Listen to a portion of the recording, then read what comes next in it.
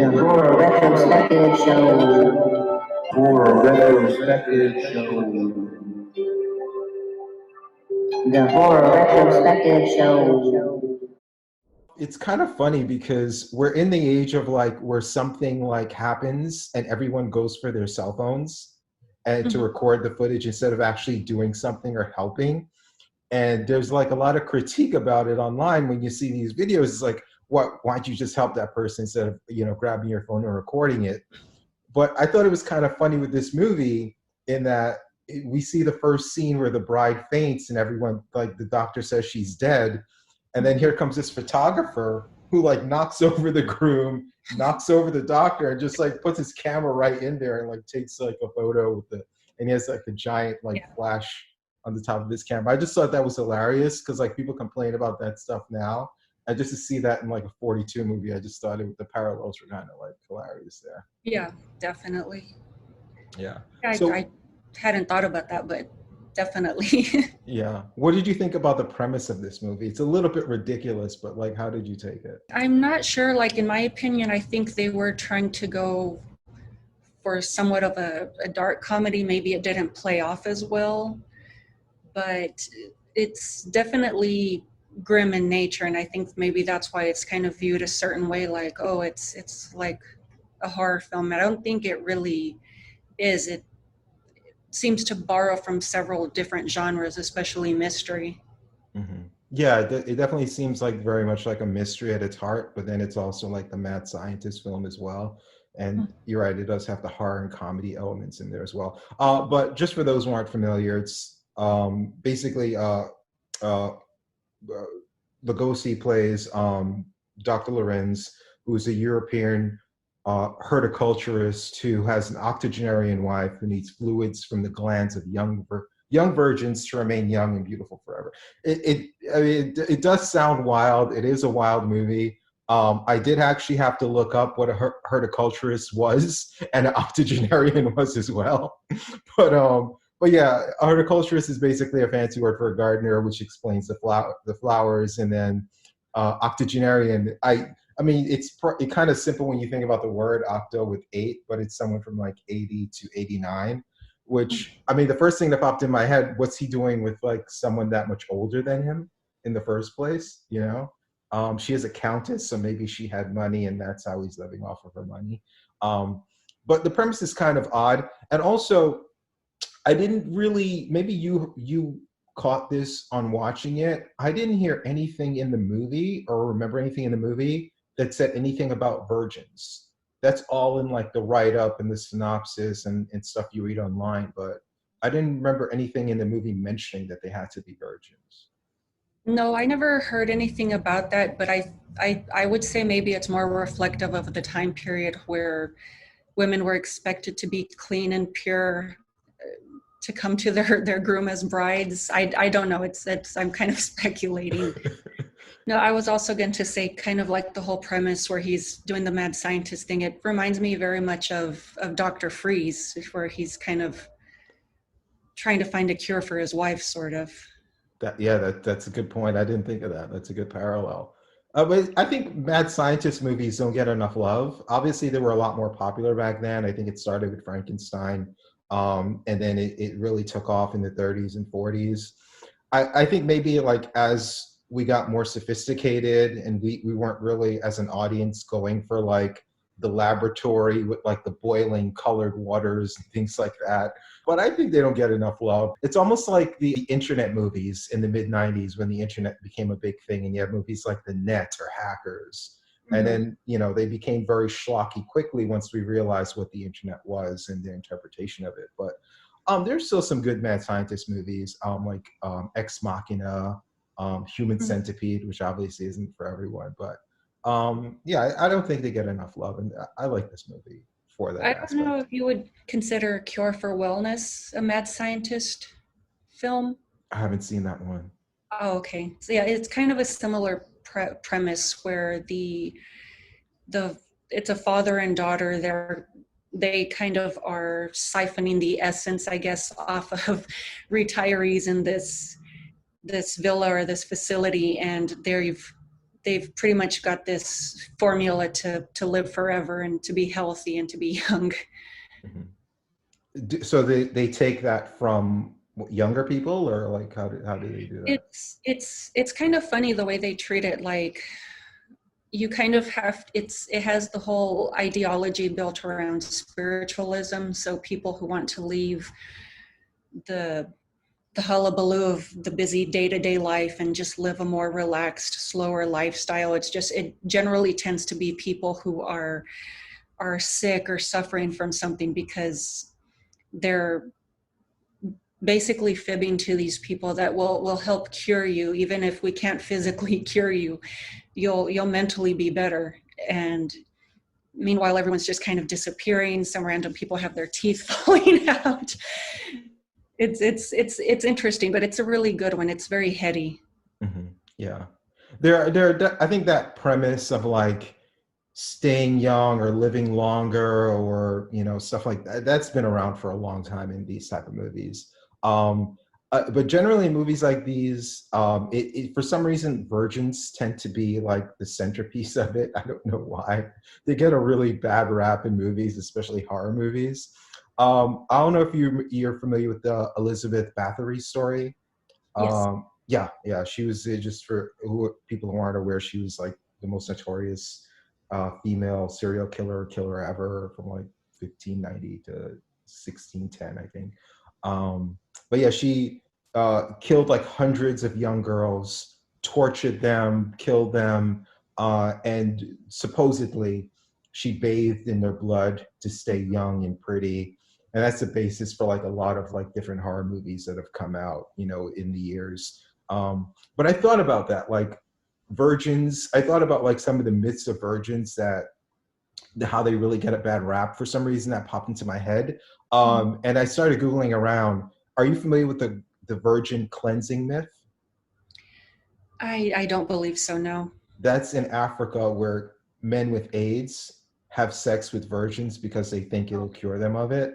Those poor women that are just like fucking dying, for like no reason. Obviously, you have virgin sacrifices, which has been around forever. You have Islam, where martyrs who kill themselves in the name of their religion, they'll be rewarded with 72 virgins when they die. But yeah, it's just weird. Like, I don't know.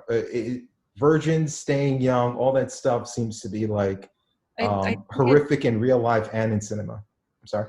Oh no, sorry. I think it's more kind of the symbology, a status symbol, kind of like she isn't tainted, whether it's physically or mentally, because, and I think that's a thing that a lot of these films ignore, is that essentially you can have more than one type of virgin, whether she's the little goody two shoes that's never been out and about, or you could be spiritually clean, a spiritual virgin.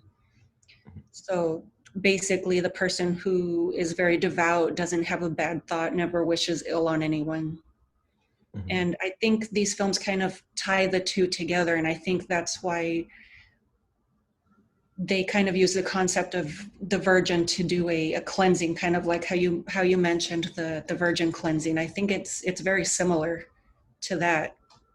Yeah, but I don't know. It's kind of creepy the way we view it, because obviously, even in fiction, it depends on our perception in reality of them, So it's just, I don't know. I thought it was kind of weird. But that's definitely something that's been around in movies for a long time as well.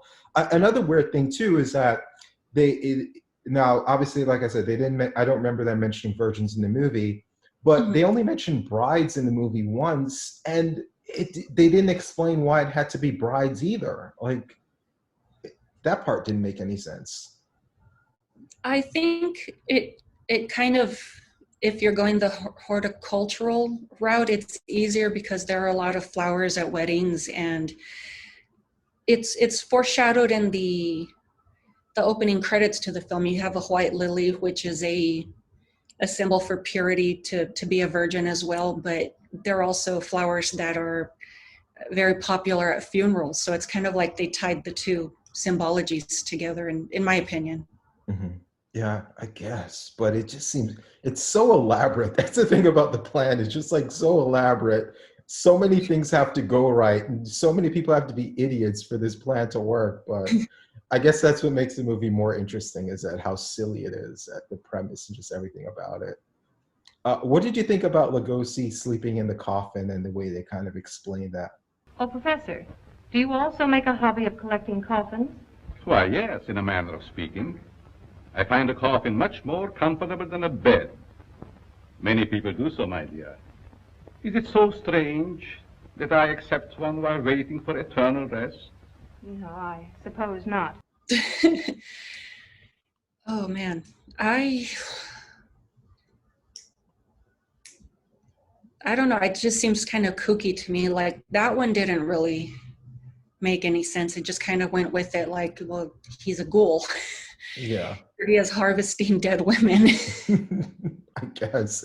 I viewed it as like they're trying to remind you that, hey, this guy was Dracula at one point, you know? Just like get that thought in your mind. Or maybe they had coffins on set and decided they wanted to use it.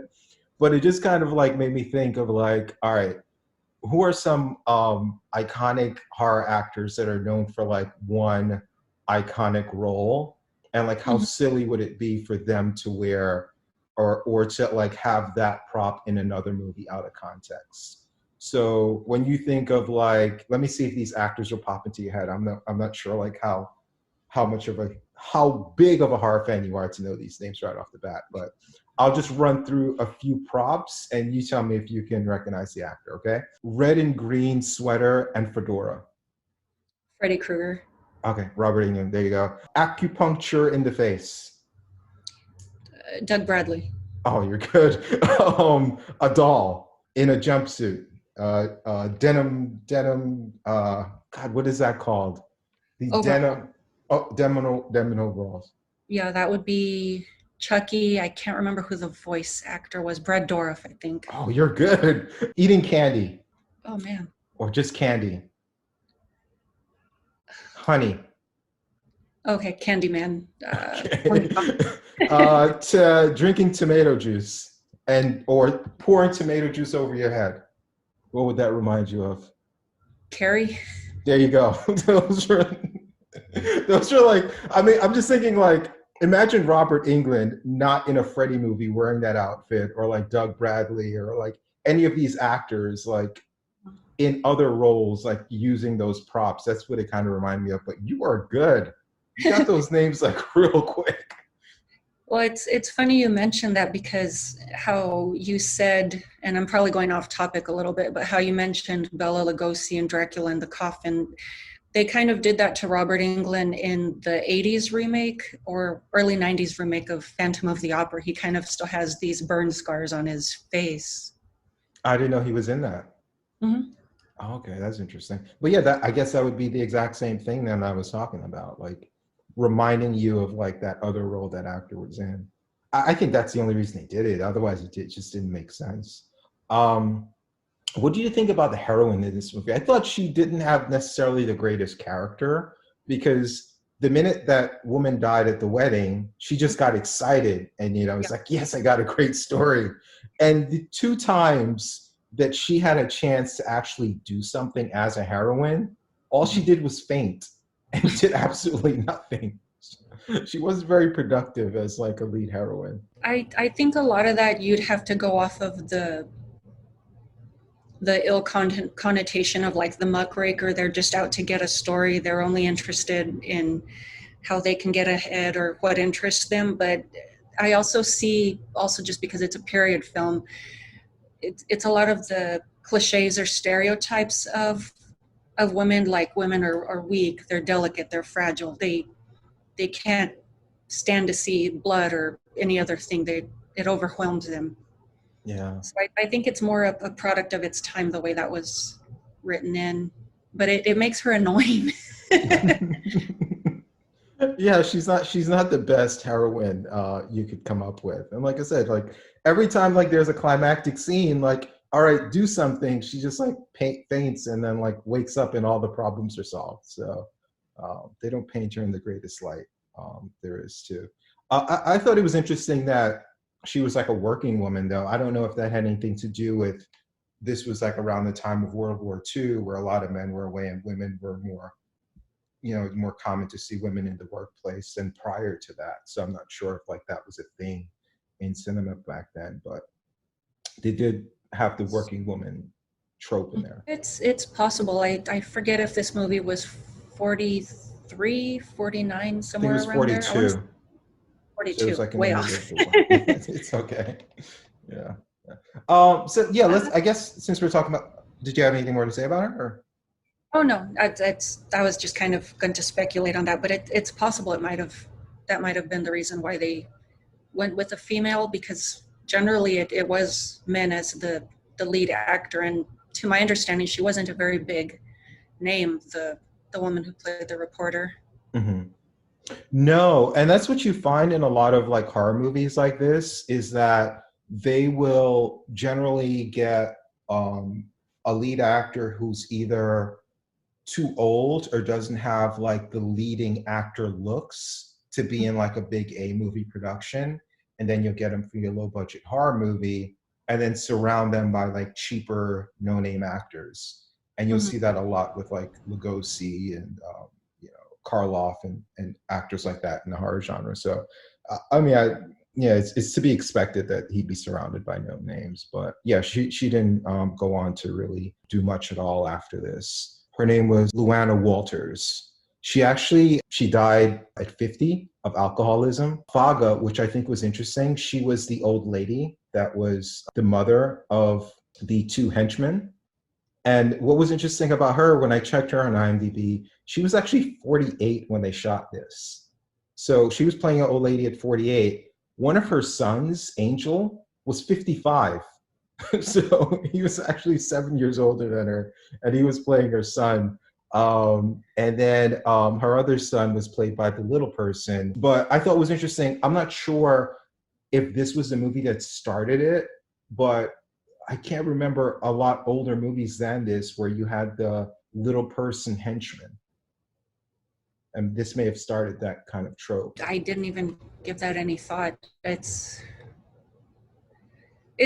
possible. I mean, we definitely borrow a lot from older films. Angelo Rizzuto, he was actually Master and Master Blaster in Mad Max Beyond Thunderdome. Have you seen that one? Oh, okay. Huh. Yeah. So so he was pretty good. He was pretty cool. He started the Little People of America with Billy Barty, who's probably the most popular little person actor out there. I thought the Countess was good in this one. Elizabeth Russell. I didn't recognize her like when I saw her, but then when I looked at her filmography, she was in The Seventh Seal, Bedlam, Cat People, and Curse of the Cat People, which are all like really classic horror movies. Yeah, I've seen Cat People. I haven't seen Bedlam. I loved Cat People.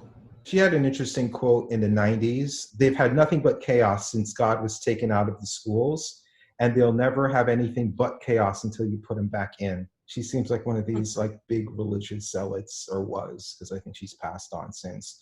But she was 26 when they shot this. So despite playing the much older wife, and Lugosi was 60. So he was the old person in this movie. He didn't look 60, but he was like the oldest character. Yeah. So I guess at this point was where he was suffering from like his drug addiction, opioids.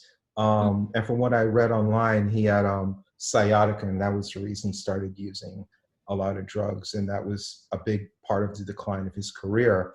And the studio was Monogram, and they were part of Poverty Row, which was a label for like a bunch of like low budget production companies around that time. Oh, okay. And this was number 4 in a 9-picture deal he did with them.